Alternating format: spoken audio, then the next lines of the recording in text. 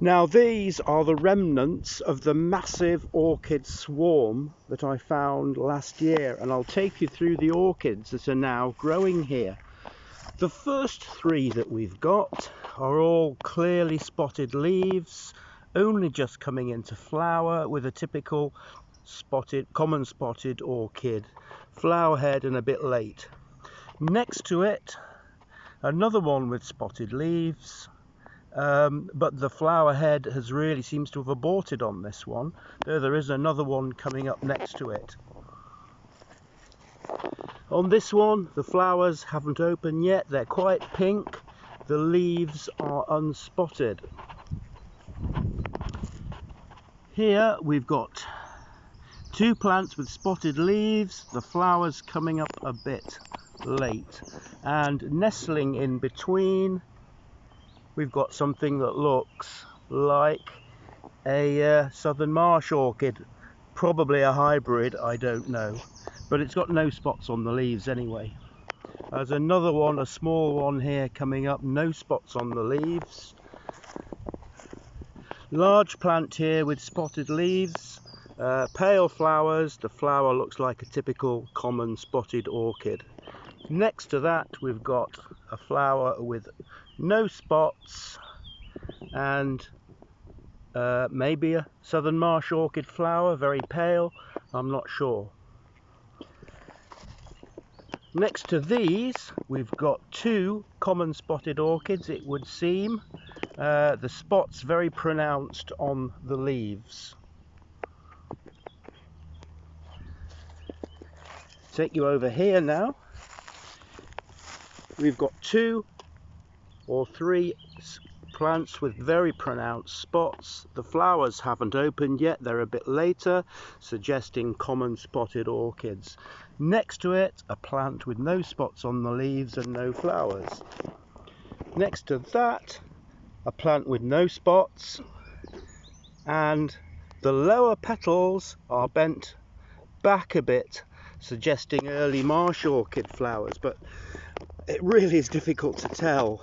These are hybrids, I'm sure, from last year, and they form a massive circle. And I'll take you around this circle with showing you all the plants one by one. There we've got a plant with spotted leaves right next to a plant with no spots, and it's early flowering with pink flowers there. And I would say again, those flowers are bent back a bit, so maybe they're related to early marsh orchid. Next to that we've got another plant with no spotted leaves, and if we look at the flowers, we can see that they do look a bit like early marsh orchid again. And on it goes. A plant with spotted leaves is almost invariably next to a plant with unspotted leaves, and the plants with spotted leaves look to me like typical common spotted orchids. And this keeps going on around the circle, and this circle is probably 10 feet in diameter, and the plants are all around the edge of the circle. Another common spotted orchid or plant with spotted leaves, another one here with no spotted leaves, and flowers rather like, with the folded back petals at the bottom, rather like a southern marsh orchid. Next to that one we've got a tall plant, unspotted leaves, flowers that may be related to southern or early marsh orchid, I don't know.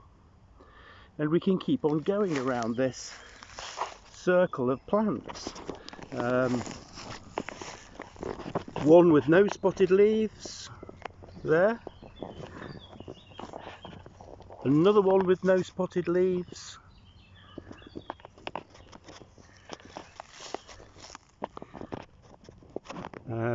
another one with no spotted leaves. Flower could be absolutely anything, if you ask me.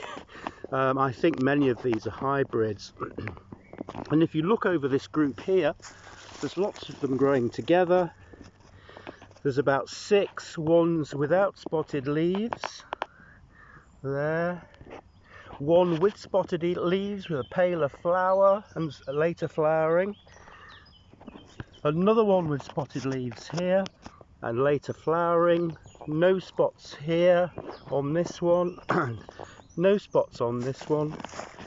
2 together without spots, 2 with spots. Another one with spots, another one with spots. And that completes the circle. The circle of these orchids is, as I say, about 10 feet in diameter, and I'll just take you around the circle while I'm standing in the middle here. Sorry about the shade, but I need to stand in the middle to make the point.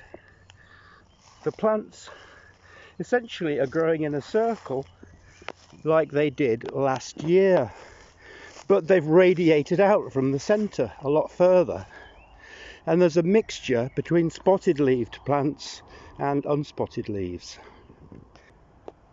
So it does seem to me that this site and the orchids on this site are evolving from a central point. I would say there are more plants than last year, but they aren't as close together, so they've moved outwards. And this is just like what a fungus does when it grows. A ring of fairy mushrooms. They grow outwards in a circle that gets bigger every year. And it really looks like that's what's happening here with this group of orchids on this site. Sorry about the train, by the way. Moving out of the shade into the sunshine, we've got more plants with unspotted leaves that look to me like they are related to southern marsh orchid. And here's a plant that definitely is related to common spotted orchid, and if you look at the flowers you can see that they're fairly typical and normal common spotted orchid flowers. There was a plant at this position last year, so I assume it's the same plant as then. Nice one. Here's a plant growing in the shade of a willow herb, and the lower lip of the petals do seem to be bent back on the lower flowers. So this one has characteristics of southern marsh orchid. And a final 2 really nice looking ones. Again, no evidence of any spots on the leaves. The lower petals, lips aren't curled back on the older flowers, so maybe this is a southern marsh orchid. But again, a lot of this is guesswork at this site. So that's it for this video. The fairy ring structure of an orchid colony, seeming to consist of southern marsh orchids, early marsh orchids maybe, and common spotted orchids together in equal numbers. What a conundrum! The fairy ring orchid structure. If you liked this video, please like and subscribe, and thanks for watching.